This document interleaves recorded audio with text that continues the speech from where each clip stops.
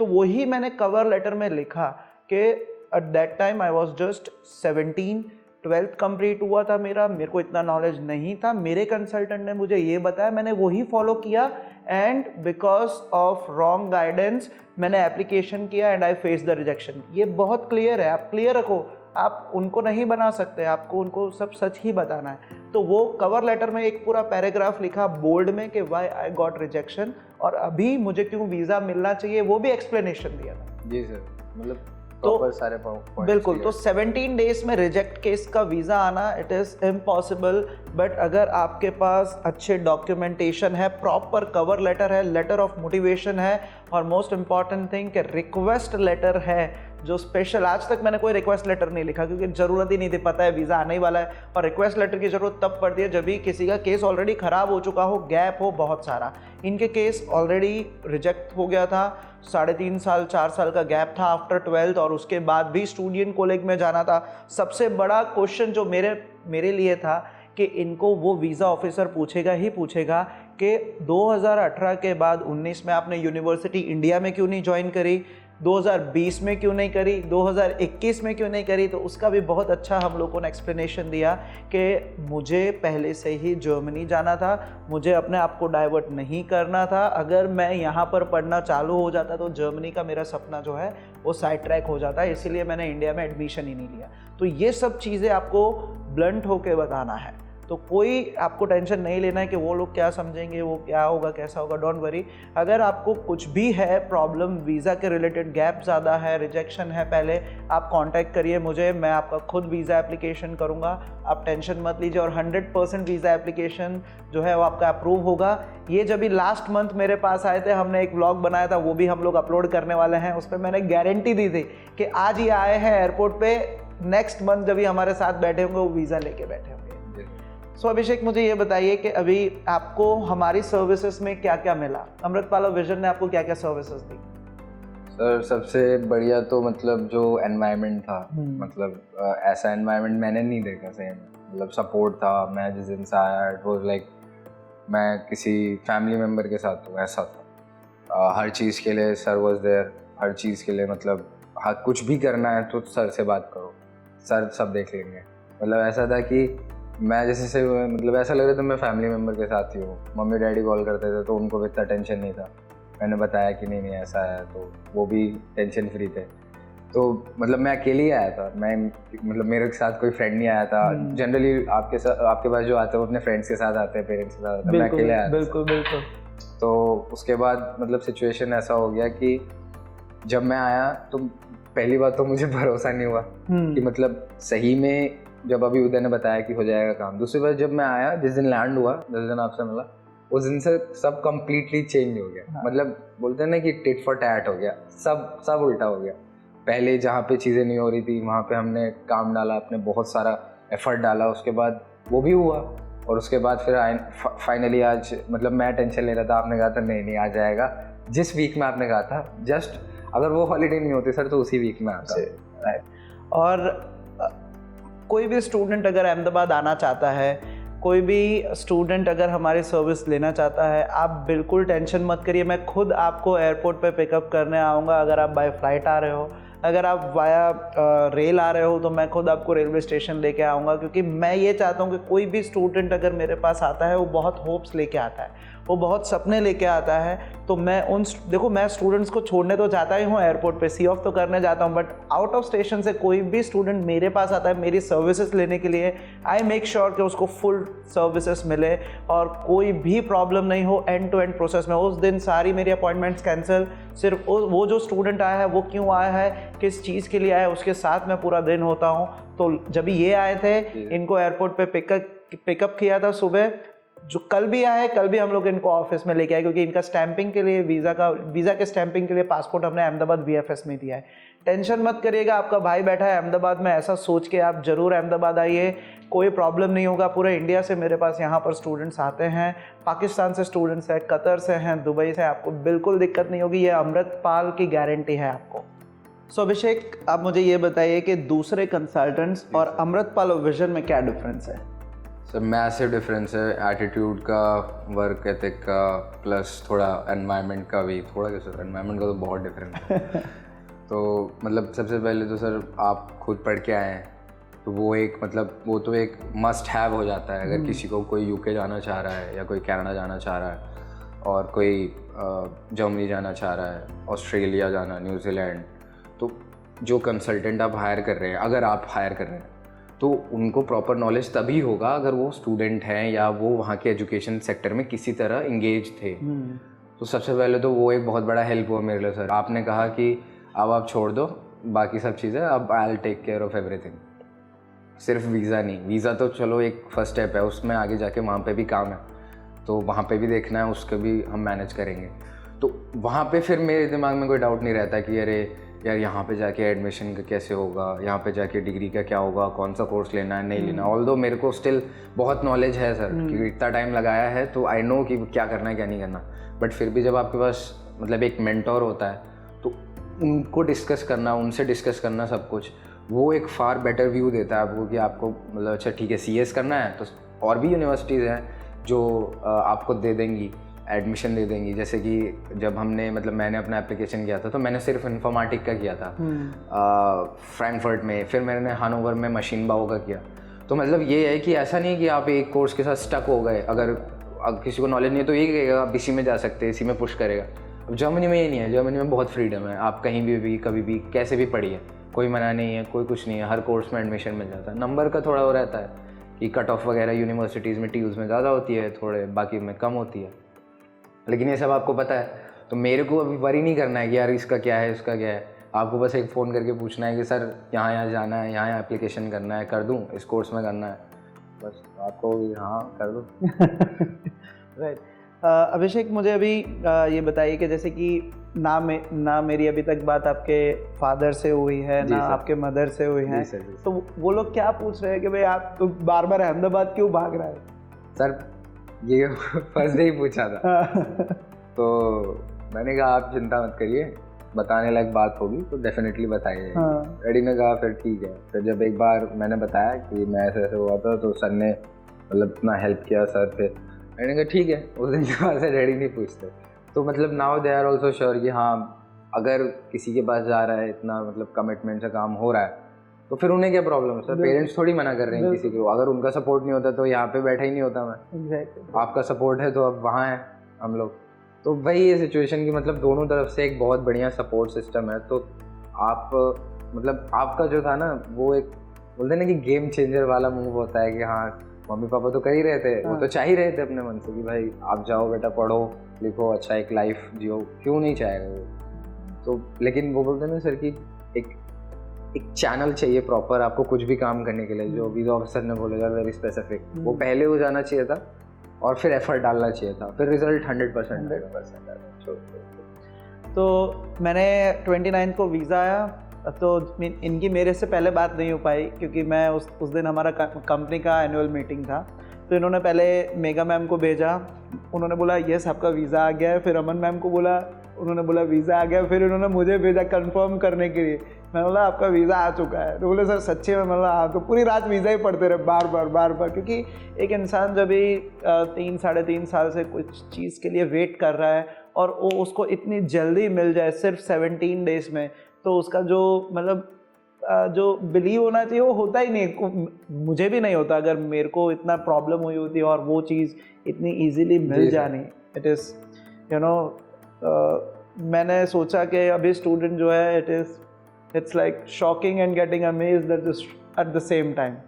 So that कभी कभी ऐसे भी हमारे मोमेंट्स आते हैं कि जब भी हम लोग शॉक और अमेज हो जाते हैं एक ही टाइम पे। तो शायद आपके लिए भी वही रहा होगा उस टाइम पे। जी सर। पहली बात तो सर मतलब मैंने आपको बताया था ना कि सर मैंने हॉलीडेज़ की लिस्ट चेक की थी उनकी कि सर इसे मैंने आपको फ़ोन भी किया था और वो लिस्ट भी भेजी थी कि सर ऐसे तो इनके दिसंबर में बड़ा छुट्टी है, इनका सबसे ज़्यादा छुट्टी है। इनका फ़ोन आया सर दिसंबर में तो छुट्टियाँ मतलब तुम टेंशन मत लो। तो मैंने फिर आपको लिस्ट भेजा, आपने कहा अरे यू डोंट वरी, और जो आपने डेडलाइन दिया था कि हो जाएगा, नहीं आता तो विल पुट अ ईमेल, हम उनको इंक्वायरी डालेंगे कि क्या स्टेटस है। फिर मेरी बात हुई आपसे फ्राइडे को, फिर मैं टेंशन में पूरे वीकेंड कि अरे यार एग्ज़ाम देना है उधर, यहाँ प्रिपरेशन करनी है, सब कुछ करना है आपको। ये सब जाने से पहले भी एक प्रिपरेशन करनी चाहिए कि जाके वहाँ पे कोई मतलब ऐसा ना हो कि अच्छा जी ये भी डॉक्यूमेंट चाहिए था, वो भी डॉक्यूमेंट चाहिए था, इसकी फ़ोटोकॉपी चाहिए थी। तो मैं उस माइंडसेट में बैठा हुआ था। फिर रैंडमली मेरे एक फ्रेंड का वीज़ा आता है 29th को ही। मैंने कहा यार, इसने मैसेज डाला, मैंने कहा यार इनका तो आ रहा है वीज़ा। मैं ये सोच रहा था कि अब न्यू ईयर्स ईव है, क्रिसमस ईव को छुट्टी थी, वो फ्राइडे गया लास्ट का, न्यू ईयर्स ईव है, ये फ्राइडे चला गया, बचे कितने, दो दिन चले गए और 2 सैटरडे संडे। भाई ये तो सारा दिन घर पे बैठे हुए हैं, ये लोग तो काम ही नहीं कर रहे होंगे। तो मेरे दिमाग में ये था। फिर बाद में जब उसका मैसेज आया, मैंने कहा चलो मैं भी चेक कर लेता हूँ। मैंने कहा चलो यार कोई नहीं, चेक करने में क्या है, वैसे भी सर ने बोला इंक्वायरी डाल देंगे। फिर उसके बाद जब मैंने चेक किया तो मैंने देखा कि वहाँ लिखा था please read this mail carefully. मैं कहा यार ये क्या हो गया, मैंने क्लिक किया। मैंने देखा सर वहाँ नाम के साथ लिखा होता है your application has been processed. तो मैं थोड़ी देर तो ऐसे खड़ा रहा, मैंने कहा your application has been processed, not तो नहीं है बीच में कहीं। तो फिर उसके बाद फिर मैं मतलब हाँ थोड़ा समझ में आ गया, अच्छा हाँ यही मेल होता है। क्योंकि सर मैंने तो देखा नहीं था, आपको पता ही है, उसमें येलो मार्किंग थी, रेड मार्किंग्स थी। मैं कहा हाँ ये कोई इंपॉर्टेंट मेल लग रहा है। तो उसके बाद फिर मैंने तुरंत आपको फ़ोन किया, आप बिजी थे, मेगा मैम को स्क्रीनशॉट भेजा, अमन मैम को भेजा, फिर सबसे चेक करवाया, फिर आपसे चेक करवाया। तो फिर अब लगे हाँ चलो ठीक है यार। Congrats once again. Thank you. Abhishek, आप अमृतपाल विजन की पूरी टीम को, सर्विसेज को आप क्या रेटिंग्स देना चाहते हो, जहाँ 1 is the worst and 10 is the best? Sir rating scale का तो सिस्टम ही नहीं है, मतलब आउट ऑफ द स्केल, मतलब ऐसा परफॉर्मेंस, ऐसा कमिटमेंट मैंने नहीं देखा। और रेट करना मेरे हिसाब से, मतलब वो बोलते हैं ना कि रेटिंग स्केल में वो वैल्यू ही नहीं है कि आप किसी को दे पाएँ। अरे वाह। तो वो वाला सिचुएशन है सर इस टाइम तो। और मैं मतलब पर्सनल एक्सपीरियंस से बोल रहा हूँ कि सर कंसल्टेंट्स बहुत बड़े बड़े भी हैं, और नो डाउट आपसे मतलब अगर मैं कंपेयर करूँ किसी को इंफ्रास्ट्रक्चर में, तो उन्होंने काफ़ी हेविली इन्वेस्ट किया है, बट उस लेवल का काम नहीं है सर। उस लेवल का काम बिल्कुल नहीं है। दे चार्ज 1.5 और ये सर नॉर्मल प्राइस है। ऐसे कंसल्टेंट भी हैं जो 4-5 लाख रुपए, मैंने जैसा आपको मेरे फ्रेंड का बताया था, तो मतलब फ्रैक्शन ऑफ प्राइस में आपका काम हो रहा है, इतना कमिटमेंट मिल रहा है। प्राइस हटा दीजिए, पैसे तो सर साइड रखिए, क्योंकि आप फॉरेन एजुकेशन जा रहे हो तो वो लगेगा ही लगेगा। लेकिन जो एक सेंस ऑफ बिलोंगिंगनेस होता है, सेंस ऑफ अफेक्शन होता है, सपोर्ट होता है, वो आप कुछ भी पे करिए, आप किसी की तरफ से ज़बरदस्ती नहीं ले सकते, वो अंदर से ही आता है। बिल्कुल बिल्कुल। जैसे कि इन्होंने बताया कि बहुत बड़े कंसल्टेंट है, बहुत बड़े इंफ्रास्ट्रक्चर है, बट कभी भी आपको वो बड़े कंसल्टेंट 10-10 ब्रांच वाले, 5-5 ब्रांच वाले कभी खुद आपको ओनर नहीं मिलेंगे। इधर मेरी कंपनी में वीज़ा फाइल सिर्फ मैं ही बनाता हूँ, क्योंकि मैंने किसी को वो अथॉरिटी दी नहीं, क्योंकि वो खुद जर्मनी कभी गए नहीं, कभी फॉरेन में जाके पढ़ाई नहीं करी है, कभी वीज़ा इंटरव्यू फेस नहीं किया है। मैंने खुद 2010 में अपना visa interview German consulate Mumbai में फेस किया है। तो अगर मैंने फेस किया है तो मैं इनको सिखा सकता हूँ, इनको गाइड कर सकता हूँ, इनका मेंटर बन सकता हूँ। अगर मेरी टीम उस लेवल पे, उस जगह पे पहुँची नहीं है, मैं क्यों चाहूँगा कि वो मेरे स्टूडेंट्स को गाइड करें। तो होंगे बहुत बड़े कंसल्टेंट्स, बट अगर वो उधर पढ़े नहीं हैं, अगर वो चीज़ उन्होंने फेस नहीं की है, तो वो आपके कोई काम के भी नहीं, क्योंकि वो आपको क्या गाइड करेंगे। उन्होंने जो सुना वो आपको बताया, आपने अलग सुना, आपने उधर अलग बताया, तो आपका केस जो है ऐसे भी बिगड़ नहीं वाला। So I am glad to have you here in Ahmedabad once again. Thank you sir. And last question के आपको अमृतपाल और विजन को आप उन स्टूडेंट्स को रिकमेंड करोगे जो जर्मनी जाना चाहते हो? सर डेफिनेटली, आई मीन अपनी तरफ से मैंने टाइम लगाया है प्रोसेस में, समझने में। डेफिनेटली सर उसमें टाइम लगता है। आपका जो एक्सपीरियंस है वो तो वेल बियॉन्ड लेवल होता है कि किसी भी स्टूडेंट का, उससे अबव ही है। आप पढ़ के आए, आपने कंप्लीट किया अपना एजुकेशन, इतना टाइम रहे हैं वहाँ पे, एक्सपीरियंस किया है, कल्चर कैसे वहाँ पे जर्मन ऑफिसेज में काम होता है, तो वो सब आपको पता है। अब ऐसा नहीं है कि सर मैं नहीं जान सकता, कोई और नहीं सीख सकता, लेकिन वो जो टाइम उसमें लगेगा वो वर्थ इट नहीं है। क्योंकि उस टाइम में मतलब स्टूडेंट अपना एजुकेशन पूरा करेगा, क्योंकि उसको तो अब ये काम नहीं है ना कि मैं जाके भाई ये पढ़ूँ कि वीज़ा ऑफिसर को फाइल कैसे देनी चाहिए। उसका ये काम है कि उसको जो डॉक्यूमेंट्स रिक्वायर्ड है वो प्रेजेंट करने हैं। लेकिन हाँ, अगर वीज़ा चाहिए तो सर के पास डेफिनेटली आइए। कहीं का भी वीज़ा, मतलब जर्मनी तो है ही है, यूके, कनाडा, जो भी जहाँ भी जाना है, क्योंकि प्रॉपर गाइडेंस सर ही दे सकते हैं। और क्योंकि सर के पास जो सर मैंने बताया ना जो एक्सपीरियंस है वो कोई भी एक आप प्राइस पुट नहीं कर सकते उस पर, वो मतलब बहुत वैल्यूएबल है, वो किसी भी मनी से अमाउंट से ज़्यादा वैल्यू। बिल्कुल बिल्कुल। कितने स्टूडेंट्स मुझे पूछते हैं कि सर आपकी इतनी फीस है, उसकी इतनी है। मैं बोला उसको पूछो, वो जर्मनी जाके आया है, कभी कॉन्सुलेट में जाके इंटरव्यू दिया है उसने, उसको जाके पूछना है एक बार।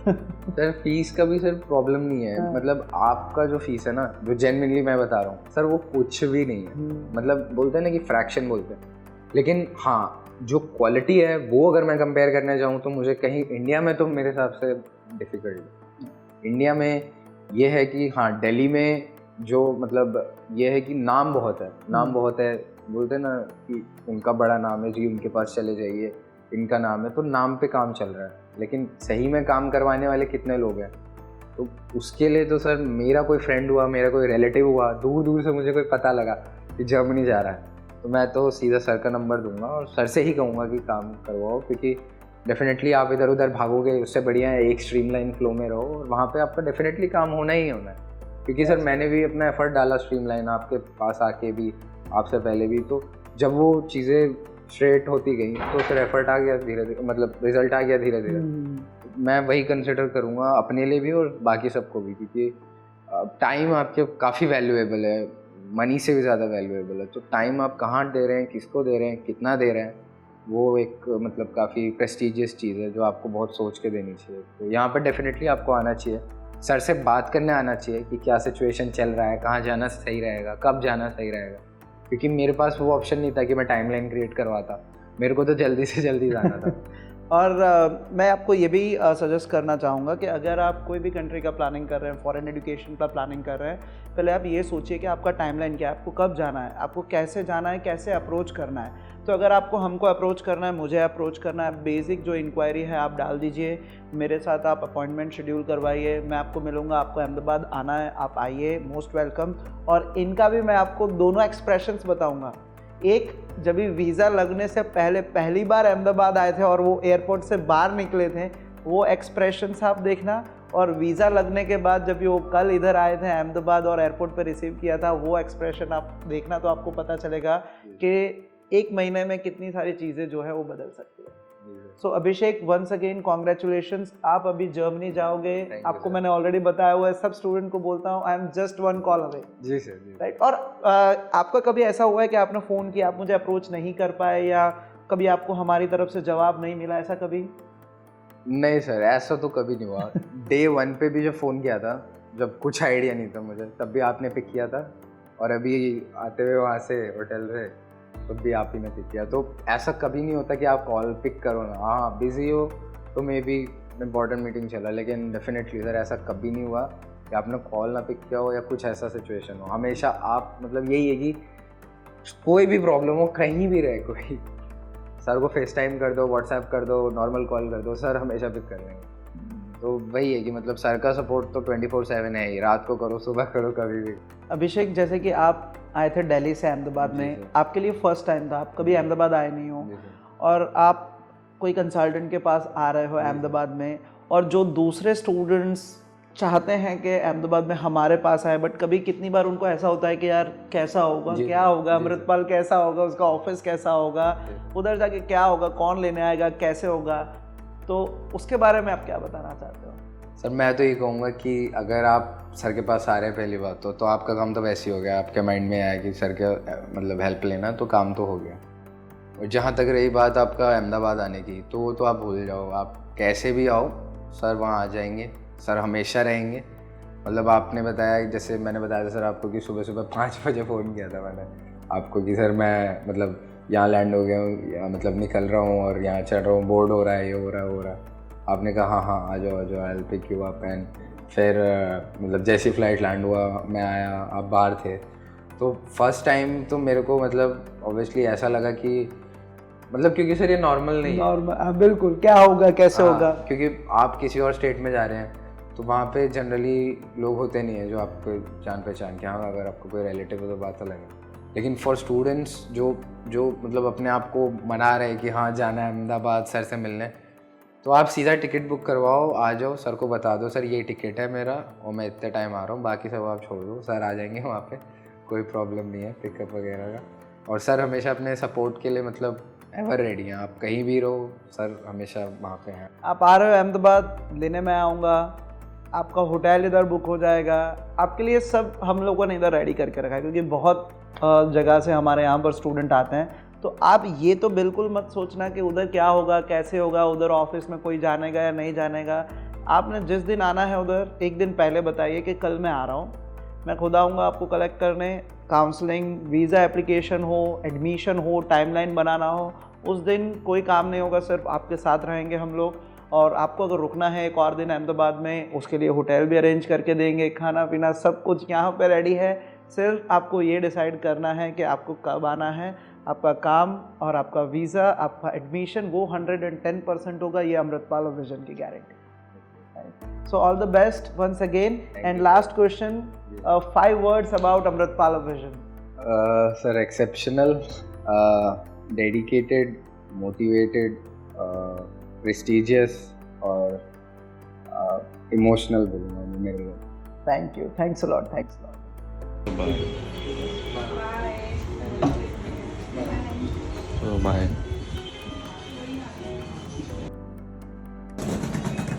Bye bye. Once again, all the best in Germany. Bye. Have a nice day.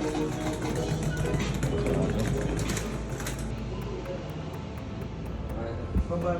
अरे नहीं, चलो, all the best. Bye bye.